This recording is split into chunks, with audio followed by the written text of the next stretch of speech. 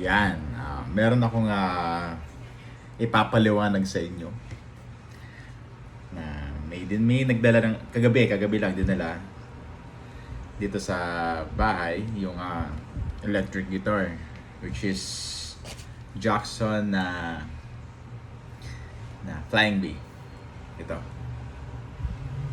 Look. Rhodes. Ganda, no? Actually, meron din akong Flying Bee dito sa bahay na ganda din. Ito. Flying Bee. So, di ba? Ganda. Yan, dyan lang yan. Hindi na kailangan yung string yun. Nasa tono lagi yun. Anyway, itong Flying Bee nito, sabi ng may-ari is laging nawawala sa tono. Or pag ginagamit nila sa gig. Yun, bumibitaw sa tono, ganan. Sabi ko, okay. So, ano kaya ang dahilan? Noon, kanina ng maga, tanggalin ko muna to. May nag-request kasi na suot ko ding salamin. So, ng maga ay tinry kong ayusin, ganan. Actually, restring na rin yun. Para makita natin talaga yung difference.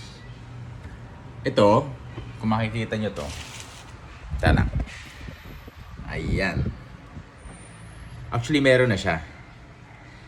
Pero, meron na siya pero hindi siya masyadong intact. Dapat talaga magpa-flat siya dun sa surface ng nuts. No? And another is itong bar na to is naka-bend siya, hindi siya diretso. So ginawa ko siya, diniretso ko siya para pantay yung hatak sa mga strings. Isang option din 'yon para maayos yung intonation tsaka yung sa tono ng guitar. And ayun, ito naman okay naman siya.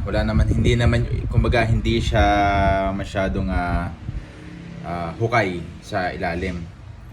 Kaya ngayon sinubukan kong tingnan yung likod nito. May nakita ako, kung makita yun sa picture, pinicturean ko siya. Actually tama naman siya, parang limiter yata siya ng nung once na binend mo upward yung high tone, meron siyang pipigil. Magkakaroon ng lilimit niya yung mapapansin mo yung sa mismong player, pansin niya pag tinamaan na yon. So tulong yon, okay yon, kasi para rin, kumbaga hindi mapasobra yung putol yung string. So ayun, nakita ko lang yung hindi siya intact dun sa likod. Tatlong springs. Doon sa dalawa, nasa gitna siya. Kumakayod yung springs. So, ba't kaya kumakayod to? Ang ginawa ko na lang, binawasan ko yung mismong bakal niya, yung holder. Binawasan ko yung sa mga screws. Binawasan ko siya, binawasan ko. Hanggang mag-flat dun sa mismong kahoy. Nung tinesting ko, okay na. Hindi na siya yung kumakaskas dun sa springs. So ayun, sabi ko sige, try natin to. Nag-restring na ako, ganan. And ayun, naging stable yung actually sabi ko, parang lang naging laking diferensya sa gitara pag ganun talaga. So ang ginawa ko dito, set up yun sa neck, nice ko, shielding sa loob, ano pa ba, yan, restrings, and pag-aayos nga nung intonation nito. So hopefully maging okay siya. Sa mukhang okay na naman siguro. Rush nga pala to. Kagabi din nila, tapos kukuha nila bukas. So, kasi may gig yung artist. So, try natin. Trap D nga pala siya. Trap D.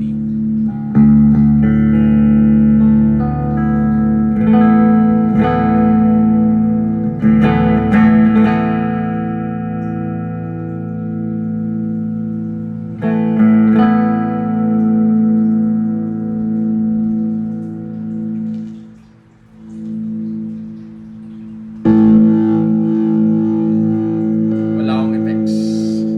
Sa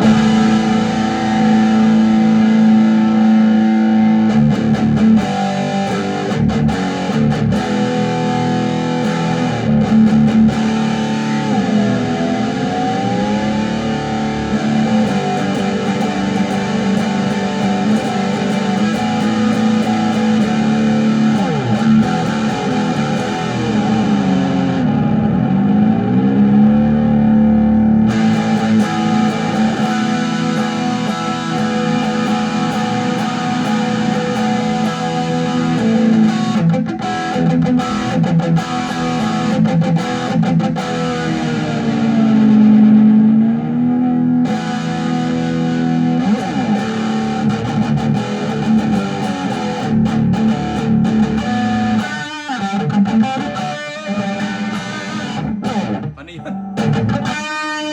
Hindi.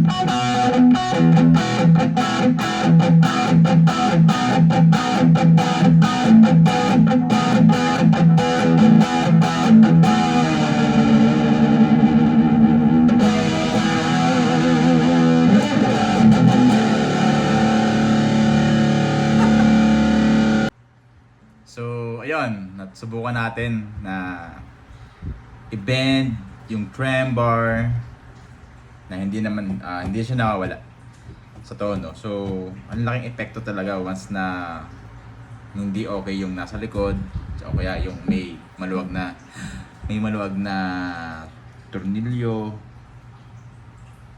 Isa siyang pwedeng maging cause ng pagkawala lagi sa tono yung lalo na sa Floyd Rose. Sana magamit ng art ng may-ari nito na tama, sakto.